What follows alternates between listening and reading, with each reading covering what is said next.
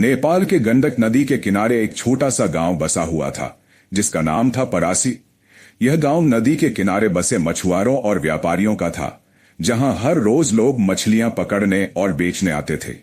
पास के कुछ और गांव वाले भी यहां आकर खरीदारी करते थे। लेकिन गांव में एक रहस्यमय कहानी फैली हुई थी। कहा जाता था कि गंडक नदी के किनारे एक परी की आत्मा फड़कती थी। वह आत्मा किसी कारणवश धरती लोक पर फंस गई थी और अपनी इच्छा के अनुसार वापस अपने लोक में नहीं जा सकती थी। एक दिन सूर्या, जो दिल्ली में पढ़ाई कर रहा था, अपने घर नेपाल लौटा। उसे गांव की इस रहस्यमयी कहानी के बारे में कुछ भी पता नहीं था। एक शाम सूर्या नदी के किनारे टहलते हुए अचानक एक लड़की को देखता है जो बेहद सुंदर थी। उसकी सुंदरता से वह मोहित हो जाता है और न चाहते हुए भी वह लड़की के पास खिंचा चला जाता है। सूर्या, तुम मछली कितने में दे रही हो? लड़की मुस्कुराते हुए कहती है, बाबू, आप तो जानते हैं मैं सबको 20 में देती हूं, लेकिन आपको यह 10 में दे दूंगी। सूर्या हैरान होकर पूछता है, ऐसा क्यों? लड़की फिर मुस्कुराती है, बस यूं ही। सूर्या फिर उससे पूछता है, तुम कहां रहती हो? लड़की, बाबू, मैं यहीं रहती हूं, हर रोज यहां आती हूं और अपने बाबा के साथ मछली बेचती हूं। उसकी आंखें चमत्कारी थीं और वह बहुत ही आकर्षक थी। सूर्या को उसकी बातों और उसकी आंखों में कुछ अजीब सा लगा, लेकिन फिर भी वह खुद को उसकी ओर खींचने से नहीं रोक पाया। लड़की फिर कहती है, तुम यहां फिर आओगे ना? सूर्या, हां जरूर। सूर्या का घर वापसी। सूर्या अपने पुराने घर कोठी में वापस लौटता है, जो उसके दादाजी के समय की थी। वह घर अब सुनसान था क्योंकि उसके पिता का निधन हो चुका था और मां का कोई पता नहीं था। सूर्या घर की सफाई करवाता है और फिर गांव जाने के लिए एक घने जंगल से गुजरता है। गांव के अंदर जाने के रास्ते में एक चाय की दुकान मिलती है। सूर्या दुकान पर जाता है और चाय मांगता है। वहां एक लड़का आता है जिसका नाम था राहुल। वह सूर्या का बचपन का दोस्त था। राहुल को अचानक अपने पुराने दोस्त को देखकर बहुत खुशी होती है। राहुल अपने और दोस्तों को फोन करता है, जिनमें रॉकी और माहिरा भी थे। वे सभी सूर्या से मिलने के लिए दुकान पर आते हैं। सूर्या और उसके दोस्तों की मुलाकात पुराने दिनों की यादों को ताजा करती है। वे फिर एक साथ पुराने समय की बातें करने लगते हैं। सूर्या, राहुल, रॉकी और माहिरा रात को नदी के किनारे मिलने का फैसला करते हैं। सूर्या और उसके दोस्त नदी के किनारे टहल रहे थे और जैसे ही वे वहां पहुंचे, अचानक सूर्या की नजर उस लड़की पर पड़ी जो उसने पिछले दिन बाजार में देखी थी। सूर्या का दिल तेजी से धड़कने लगा। उसकी खूबसूरती का जादू उसे खींच रहा था, जैसे किसी आकर्षण से बंधा हो। वह खुशी से उसके पास बढ़ने लगा, लेकिन तभी उसके दोस्त ने उसका हाथ पकड़ लिया। कहां जा रहे हो बे? दोस्त ने पूछा। सूर्या हड़बड़ाते हुए बोला, अरे वो लड़की देख, वही जो कल बाजार में दिखी थी, मैं उसके पास जा रहा हूं। दोस्त ने सिर घुमाकर देखा। कौन सी लड़की? कोई नहीं दिख रही। सूर्या को ताज्जुब हुआ। उसने तुरंत मुड़कर देखा, लेकिन वहां कोई नहीं था। लड़की गायब हो चुकी थी। सूर्या फिर से चौंका। क्या वह सच में वह लड़की थी? क्या वह केवल एक भ्रम था? वह अपने दोस्तों से कहता है, कल जब मैं वापस आ रहा था तो यहां मछली खरीदने आई थी। एक लड़की बहुत सुंदर थी। तुम लोगों ने नहीं देखी? उसके दोस्त हंसते हुए कहते हैं, क्या भाई, आते ही लौंडियाबाजी शुरू कर दी। वे मजाक करते हैं। बताओ तो सही, क्या हुआ था उस लड़की से? सूर्या थोड़ा गुस्से में होता है। नहीं यार, ऐसा कुछ नहीं है, पर तुम सबने देखा नहीं, उसकी आंखें कितनी अलग थीं। उसकी हर बात में कुछ राज था। उसकी बात सुनकर दोस्त और भी मजे लेते हैं। क्या लड़की के राज? यार तुम तो सच में अजीब हो गए हो। सूर्या की आंखों में अब सवाल थे। वह लड़की थी कौन? वह सुंदरता, वह रहस्य और उसकी आंखों में जो कुछ था, क्या वह कोई साधारण लड़की थी या फिर कुछ और ही था? आखिर क्या हुआ था उस लड़की के साथ? क्यों वह यहां फंस गई? क्या कारण था कि वह एक परी की आत्मा बन गई? क्या उसकी मंशा पूरी नहीं हो पाई थी? क्या सूर्या इस रहस्यमय लड़की का राज जान पाएगा? जानने के लिए जुड़े रहें और हमारे चैनल फैक्ट एंड मिस्टीरियस को सब्सक्राइब करें। अब तक आपने पार्ट 1 में देखा कि दिल्ली में पढ़ाई करने वाला सूर्या अपने गांव वापस आया और एक अद्भुत घटना से उसकी जिंदगी बदल गई। नदी के किनारे टहलते हुए उसे एक रहस्यमयी लड़की दिखाई दी, जिसकी आंखों में अजीब सी चमक थी। धीरे धीरे उसने पता लगाया कि वह लड़की कोई साधारण लड़की नहीं, बल्कि परीलोक की रानी थी। एक ऐसी दिव्य परी जो कभी देवताओं के बीच अपनी महिमा बिखेरती थी, लेकिन अब धरती लोक में रह गई थी और डायन में परिवर्तित हो चुकी थी। उसकी रहस्यमयी उपस्थिति ने सूर्या को मोहित कर दिया और उसके मन में अनगिनत सवाल पैदा हो गए। अब आगे सूर्या की रातें अब बेचैनी में कट रही थी। वह लड़की कौन थी? उसकी आंखों में ऐसा क्या था जिसने उसे इतना मोहित कर दिया? क्या यह सिर्फ उसका आकर्षण था या इसके पीछे कोई गहरा रहस्य छिपा था? उसी रात जब सूर्या सो रहा था, उसे एक अजीब सपना आया। उसने देखा कि वह घने जंगल में खड़ा है। सामने वही लड़की थी, लेकिन इस बार उसकी आंखों में एक अनजानी पीड़ा थी। मुझे बचा लो, सूर्या। लड़की की आवाज हवा में गूंज उठी। सूर्या ने आगे बढ़कर उसे पकड़ना चाहा, लेकिन जैसे ही उसने हाथ बढ़ाया, लड़की अचानक काले धुएं में बदल गई और चारों ओर अंधकार छा गया। सूर्या की नींद खुल गई। उसका दिल तेजी से धड़क रहा था। अगली सुबह सूर्या ने तय किया कि वह इस रहस्य से पर्दा उठाएगा। उसने राहुल, रॉकी और माहिरा को बुलाया और उन्हें अपने सपने के बारे में बताया। राहुल ने थोड़ा सोचा और फिर कहा, गांव में एक बुजुर्ग बाबा हैं जो पुराने रहस्यों को जानते हैं। शायद हमें उनसे मिलना चाहिए। सूर्या और उसके दोस्त गांव के बाहरी हिस्से में स्थित एक छोटी झोपड़ी की ओर बढ़े। झोपड़ी के बाहर एक बूढ़े साधु बैठे थे, जिनकी आंखों में अनुभव का सागर था। बाबा, हमें गंडक नदी के पास रहने वाली एक लड़की के बारे में कुछ बताइए, सूर्या ने विनम्रता से कहा। बाबा ने गहरी सांस ली और बोले, तुम जिनसे मिले हो वह कोई साधारण लड़की नहीं है। वह एक परी थी जो देवलोक से धरती पर आई थी, लेकिन किसी श्राप के कारण वह यहीं फंस गई और अब वह एक डायन बन चुकी है। सूर्या ने आश्चर्य से पूछा, किसका श्राप? बाबा ने आंखें बंद कर ली और धीमे स्वर में बोले, यह कहानी बहुत पुरानी है जब देवता और राक्षसों के बीच संघर्ष हुआ करता था। देवासुर संग्राम के दौरान देवताओं और असुरों के बीच भीषण युद्ध छिड़ गया था। उस समय परिलोक की रानी, एक अद्भुत और दिव्य परी, अपने उच्चतर लोक की महिमा का परिचय देती थी। उसे समय एक असुर किसी वजह से देवताओं से बचकर धरती लोक पर आ गया था। धरती लोक पर आकर वह कहीं छुप गया था, जिसे देवता उसे ढूंढ नहीं पाए, और वह काफी सालों तक छुपा रहा हिमालय के कंदराओं में। समय के साथ उसकी दिव्य शक्तियां क्षीण होने लगी थी। अपनी क्षीण होती शक्तियों को पुनः प्राप्त करने की चाह में वह असुर अंततः गंडक नदी के किनारे बसे छोटे से गांव में प्रवेश कर गया। वहां उसने अपना चेहरा छुपा लिया और रात के अंधेरे में लोगों को बलि देने लगा, जिससे उसकी शक्तियां धीरे धीरे पुनर्जीवित होने लगी। परंतु उसे फिर भी संतोष नहीं मिल रहा था। अपनी खोई हुई शक्तियों को वापस पाने के लिए उस असुर ने ठान लिया कि वह कठोर साधना करेगा, जिससे परिलोक की रानी का प्रसन्न होना संभव हो सके। वह हिमालय की दूर दराज घाटियों में वर्षों तक कठोर तपस्या में लीन रहा, अपना मन, शरीर और आत्मा को पूर्ण समर्पण के साथ प्रशिक्षित किया। एक रात जब वह अपनी साधना में गहराई से डूबा हुआ था, अचानक तेज हवाओं ने माहौल बदल दिया। उसी क्षण उसके सामने एक भव्य दृश्य प्रकट हुआ। पूरे आभूषणों से सजी अत्यंत सुंदर और मनोहारी परी प्रकट हुई। उसकी दिव्यता और अनंत सुंदरता ने उस असुर को पूरी तरह मोहित कर दिया और वह कुछ पल के लिए भूल गया कि वह साधना क्यों कर रहा था। परी ने उसकी ओर घूरते हुए पूछा, तुम मुझसे क्या चाहते हो? उस असुर ने मन में उमड़ते भावों को सहलाते हुए जवाब दिया, मैं तुम्हारा मुकुट चाहता हूँ, क्योंकि वह मुकुट परिलोक की सारी शक्तियां संजोए हुए है। परी ने नम्रता से कहा, मैं तुम्हें वह मुकुट नहीं दे सकती, क्योंकि वह मेरे अधिकार में है। यदि तुम्हें कुछ और चाहिए तो सोच समझकर मांगो। पर असुर ने दृढ़ता से कहा, नहीं, मेरा मन केवल तुम्हारा मुकुट चाहता है। तभी उसी समय एक प्रबल और गुस्से से भरपूर स्वर में एक डायन प्रकट हुई। उसकी आंखों में क्रोध की चमक थी और उसने कठोर स्वर में कहा, तुम हमारे बीच से हटकर इस पराई औरत के साथ व्यवहार कर रहे हो। तुम अपने प्रिय को ठगते हो और दूसरों को धोखा दोगे। आज से तुम्हें मैं श्राप देती हूँ कि तुम एक काला कुत्ता बन जाओगे, अपनी सारी शक्तियां खो दोगे। और परी, तुम भी मेरी तरह एक डायन में परिवर्तित हो जाओगी। तुम्हारी देवलोक की शक्तियां खत्म हो जाएंगी और तुम्हें डायन की शक्तियां मिल जाएंगी तथा तुम्हारा मुकुट तुमसे छिन जाएगा। इस श्राप को तोड़ने के लिए जिस दिन इस डायन रूप में कोई सच्चे दिल से तुमसे प्यार करेगा और तुमसे विवाह करेगा और तुम उसका दिल निकलकर खून पियोगी, तभी तुम्हारा यह श्राप समाप्त हो जाएगा। आखिर वो डायन कौन थी? उसका उस असुर के साथ क्या रिश्ता था? क्या सूर्य अपने अटूट प्रेम और संघर्ष की शक्ति से परी को उसके श्राप से मुक्ति दिला पाएगा? और अंततः सूर्य का इन असुर, परी और डायन के रिश्तों में क्या रिश्ता है? तैयार हो जाइएगा। तो चलिए बिना वक्त गवाए शुरू करते हैं। अब तक आपने देखा कि सूर्य अपने गांव लौट आया था।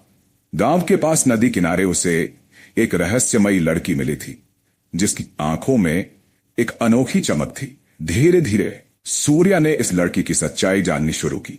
उसे पता चला कि वह लड़की कोई साधारण इंसान नहीं थी, बल्कि एक परी थी, जो एक भयानक श्राप के कारण डायन में बदल चुकी थी। अब आगे सूर्या साधु बाबा से मिलने के बाद सूर्या जंगल के रास्ते से गुजर रहा था। अंधेरे में हल्की हल्की हवा चल रही थी और दूर कहीं उल्लू की आवाज गूंज रही थी। अचानक सामने से एक बुजुर्ग आदमी खड़ा था, सफेद धोती, सिर पर पगड़ी और हाथ में डंडा। सूर्या ने हैरानी से कहा, रामू काका, आप यहां? रामू काका ने प्यार से कहा, छोटे मालिक, आपको देखकर बहुत खुशी हुई। बड़ी मालकिन ने मुझे भेजा है। उन्होंने कहा है कि आपको लेकर आऊं। सूर्या ने ठंडी सांस लेते हुए कहा, रामू काका, अब उस घर में जाने का कोई मतलब नहीं। जिस घर में मेरे पिता की इज्जत नहीं थी, वहां मेरा क्या काम? रामू काका ने कहा, बड़ी मालकिन ने कहा है कि अगर तुम नहीं आए तो वह तुम्हें अपनी सौगंध देती हैं कि आज के बाद तुम उन्हें अपनी बड़ी मां मत मानना। सूर्या ने कुछ देर सोचा और फिर कहा, ठीक है, चलिए। रामू काका और सूर्या गांव की ओर बढ़ रहे थे और दोनों आपस में बात कर रहे थे। कभी सूर्या ने पूछा, यह बड़े पापा इतने अमीर कैसे हुए? रामू काका बोलते हैं, जब से तुम्हारे बड़े पापा इस हवेली में रहने आए हैं, उनकी किस्मत बदल गई है। पहले वो ज्यादा संपन्न नहीं थे, लेकिन अब देखो, वो गांव के सबसे अमीर आदमी बन चुके हैं। सूर्या चौंक कर, पर कैसे? रामू काका ने इधर उधर देखा और फिर धीरे से बोले, लोगों का कहना है कि ये हवेली कभी एक असुर का घर थी। वो यहीं हवेली के नीचे अपनी तांत्रिक साधना किया करता था। कहते हैं वहां कोई गुप्त तखाना है जहां असुर ने अपना खजाना छिपा रखा था। सूर्या पूरी तरह चौंक गया। तो क्या यह सच है कि बड़े पापा को वही खजाना मिल गया? रामू काका ने सिर झुका लिया, कहा, नहीं जा सकता। लेकिन जब से वो हवेली में आए हैं, तभी से उनकी अमीरी और ताकत बढ़ी है। तभी रास्ते में एक बड़े से काले कुत्ते ने उनका रास्ता रोक लिया। उसकी लाल चमकती आंखें सूर्या की ओर घूर रही थीं। रामू काका ने डंडा उठाया और कहा, भाग यहां से। कुत्ते ने सूर्या की ओर झपटने की कोशिश की, लेकिन सूर्या ने हिम्मत से खड़े होकर कहा, हट जाओ। कुत्ता गुर्राया और फिर झाड़ियों में गायब हो गया। रामू काका ने कहा, छोटे मालिक, यह अच्छा संकेत नहीं है। इस गांव में कुछ बड़ा अनर्थ होने वाला है। सूर्या अपने बचपन के घर पहुंचा। बड़ी हवेली वैसी ही थी जैसी सूर्या ने बचपन में देखी थी। दरवाजे के पास पहुंचते ही सामने से उसके बड़े पापा राघवेंद्र प्रताप खड़े थे। राघवेंद्र प्रताप ने गुस्से से कहा, सूर्या, तुम्हारी हिम्मत कैसे हुई यहां आने की? जब से तुम आए हो, इस गांव में मौतें होने लगी हैं। सूर्या ने कहा, मुझे नहीं पता कि यहां क्या हो रहा है, लेकिन मैं इस सच्चाई का पता लगाकर रहूंगा। तभी बड़ी मालकिन जानकी देवी वहां आ गईं। उन्होंने सूर्या को गले लगा लिया और कहा, बेटा, इतने सालों बाद तुझे देखकर मेरी आत्मा को शांति मिली है। राघवेंद्र प्रताप ने गुस्से से कहा, तुम इसे अपने घर में मत रखो, यह इस गांव के लिए खतरा है। जानकी देवी ने कहा, अगर सूर्या यहां रहेगा तो किसे परेशानी है? राघवेंद्र प्रताप ने कहा, तुम्हें पता है कि इस गांव के श्राप का कारण कौन है? ये उसी डायन की चाल है। सूर्या ने चौंक कर कहा, डायन? राघवेंद्र प्रताप ने कहा, हां, वही डायन जो गंडक नदी के किनारे रहती है। जब से वह जागी है, गांव में हर रात एक युवक की लाश मिल रही है। उसकी छाती फटी होती है और दिल गायब रहता है। राघवेंद्र प्रताप अभी भी खड़ा सोच में डूबा था। उनके चेहरे पर गुस्सा और डर का मिलाजुला भाव था। तभी अचानक हवेली के बाहर एक नौकर दौड़ता हुआ आया और हांफते हुए बोला, साहब, जल्दी चलिए, गांव में कोई लेडी दरोगा आई है। वो उस लाश की छानबीन कर रही हैं जो नदी किनारे मिली थी। राघवेंद्र प्रताप चौंक गए। उन्होंने तुरंत कहा, कौन है वो और इतनी रात में गांव में क्या कर रही है? नौकर ने कहा, पता नहीं साहब, लेकिन वो बड़े सख्त मिजाज की लगती हैं। गांव वालों से पूछताछ कर रही हैं। राघवेंद्र प्रताप बिना कुछ बोले तेजी से हवेली से निकल पड़े। गांव के चौपाल में लेडी दरोगा सीमा चौहान खड़ी थी। वह करीब 35 साल की, सख्त स्वभाव वाली और तेज नजरों वाली महिला थी। उनके साथ पुलिस की एक टीम भी थी जो आसपास के लोगों से पूछताछ कर रही थी। उनके सामने एक आदमी खड़ा था जो कांपते हुए बोला, मैडम, हमने कुछ नहीं देखा। हम तो बस मंदिर से लौट रहे थे, लाश वही पड़ी थी। सीमा चौहान ने आंखें संकरी करते हुए कहा, झूठ मत बोलो, यहां हर कोई कुछ न कुछ छुपा रहा है। गांव के लोग इतना डरे हुए क्यों हैं? तभी पीछे से एक और पुलिस वाला आया और बोला, मैडम, हमें लाश का पोस्टमार्टम रिपोर्ट मिल गया है, लेकिन आपको यह खुद देखना चाहिए। सीमा चौहान ने रिपोर्ट ली और पढ़ते ही उनके चेहरे का रंग उड़ गया। ये कैसे हो सकता है? रिपोर्ट में लिखा था, 1. लाश की छाती फटी हुई थी। 2. दिल शरीर से गायब था।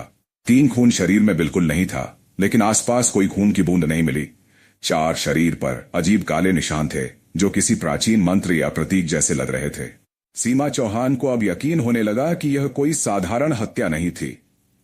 उन्होंने तुरंत कहा, मुझे लाश को खुद देखना है। सीमा चौहान ने रिपोर्ट बंद की और गहरी सांस ली। उनके सामने गांव के लोग सहमे हुए खड़े थे। किसी की भी हिम्मत नहीं हो रही थी कि उनकी आंखों में आंखें डालकर बात कर सके। तभी उन्होंने सख्त लहजे में कहा, देखो, ये डायन वाइन कुछ नहीं होता। किसी पागल हत्यारे ने यह सब किया है और हम उसे पकड़ेंगे। गांव का बुजुर्ग डरते डरते बोला, मैडम, हम झूठ नहीं बोल रहे, यह सच में डायन का श्राप है। जब से वह जागी है, गांव में हर रात किसी न किसी की मौत हो रही है। सीमा ने गुस्से से कहा, अगर यह डायन है तो फिर पुलिस के आने से पहले कहां थी? सिर्फ पुलिस के पहुंचते ही क्यों भाग गई? कोई कुछ नहीं बोला। सीमा चौहान ने अपनी टीम को आदेश दिया, पूरे गांव में पूछताछ करो। अगर कोई संदिग्ध आदमी मिले तो तुरंत पकड़ो। हमें किसी भूत प्रेत पर नहीं, बल्कि सबूतों पर भरोसा है। पुलिस टीम गांव में अलग अलग घरों में जाकर पूछताछ करने लगी। एक सिपाही ने एक आदमी से पूछा, तुमने आखिरी बार लाश को कब देखा था? आदमी कांपते हुए बोला, रात के ठीक 12 बजे। मैं खेत से लौट रहा था, तभी मुझे लगा कि कोई मुझे देख रहा है। मैं मुड़ा तो देखा कि नदी के किनारे कोई खड़ा था। लंबी काली साड़ी में, लंबे खुले बाल, आंखों से खून टपक रहा था। सिपाही ने झुंझुलाते हुए कहा, डरावनी कहानी मत सुना, सच बता। आदमी ने गुस्से में कहा, मैं झूठ नहीं बोल रहा। उस डायन ने मुझे घूरा और तभी नदी के किनारे से किसी के चीखने की आवाज आई। मैं डर के मारे भाग आया। सिपाही ने रिपोर्ट दर्ज कर ली, लेकिन अंदर ही अंदर पुलिस को लग रहा था कि गांव वाले कुछ छुपा रहे हैं। सीमा चौहान खुद भी गांव में घूमकर लोगों से बात कर रही थी, लेकिन हर कोई डर के मारे सही जवाब नहीं दे रहा था। उन्होंने अपने सिपाही से कहा, यहां के लोग हमें सच नहीं बताएंगे, लेकिन हमें लाश के पास से कोई ऐसा सुराग जरूर मिलेगा जो असली कातिल तक पहुंचाएगा। तभी पुलिस टीम ने उन्हें बताया कि लाश के पास एक पुराना ताबीज मिला है। सीमा ने ताबीज को देखा। यह कोई साधारण ताबीज नहीं था, इस पर कुछ अजीब मंत्र खुदे हुए थे। उन्होंने ताबीज को हाथ में लेकर कहा, लगता है हमें सही रास्ता मिल गया है। यह किसी तांत्रिक या किसी ऐसे व्यक्ति का हो सकता है जो इन सब में विश्वास करता है। हमें ऐसे लोगों की लिस्ट बनानी होगी। अब तक सूर्या अपने कोठी पर वापस लौट आया था। सूर्या अपनी कोठी में अकेला बैठा था, अंधेरे में घिरी घर की ओर देखते हुए। उसके मन में अभी भी रामू काका की बातें गूंज रही थी। क्या वाकई उसके बड़े पापा को कोई खजाना मिला था? क्या वो हवेली सच में असुरों का घर थी? तभी दरवाजे पर जोर की दस्तक हुई। अबे खोलना, दरवाजे पर ही सुलाएगा क्या? सूर्या मुस्कुराया और दरवाजा खोला। सामने उसके जिगरी दोस्त विक्रम और अर्जुन खड़े थे। दोनों के चेहरे पर शरारती मुस्कान थी। विक्रम हाथ में कुछ छिपाते हुए, क्या बाबू इतना अकेला अकेला क्यों बैठा है? देख, तेरे लिए कुछ खास लाए हैं। अर्जुन ने जैकेट के अंदर से शराब की बोतल निकालकर लहराई। सूर्या हंसते हुए, अबे तुम दोनों सुधरोगे नहीं। अर्जुन मजाक में, अरे यार इतनी टेंशन लेगा तो जी पाएगा क्या? देख, गांव में वैसे ही डर का माहौल बना हुआ है, तो हमने सोचा थोड़ा माहौल हल्का कर देते हैं। तीनों हंस पड़े और अंदर आ गए। सूर्या ने कमरे की लाइट बंद कर दी और तीनों बैठ गए। विक्रम ने गिलास भरा और बोला, चलो भाई, डर वर छोड़, पहले ये लो। सूर्या ने गिलास उठाया। अर्जुन और विक्रम ने भी, और तीनों ने ठहाका लगाकर जाम टकराए। अर्जुन, अब बता, असली बात क्या है? तू इतना चुप चुप क्यों है? सूर्या ने धीरे से कहा, यार कुछ समझ नहीं आ रहा। यह हवेली, मेरे बड़े पापा, डायन, पुलिस, सब कुछ उलझा हुआ है। विक्रम ने गिलास नीचे रखते हुए कहा, तू सच में सोचता है कि डायन जैसी कोई चीज होती है? अर्जुन हंस पड़ा। अबे हमें कौन सा डायन पकड़ कर ले जाने वाली है? ज्यादा मत सोच, पी और रिलैक्स कर। लेकिन सूर्या के मन में अब भी कई सवाल थे। बाहर हवाएं तेज हो चुकी थीं और दूर कहीं उल्लू की आवाज गूंज रही थी। उन्हें पता नहीं था कि यह रात उनके लिए क्या लेकर आने वाली थी। क्या सूर्या इस रहस्य को सुलझा पाएगा? क्या पुलिस डायन के रहस्य से पर्दा उठा पाएगी, या फिर इस गांव पर कोई और बड़ा खतरा मंडरा रहा है? जानने के लिए देखिए देवलोक की डायन।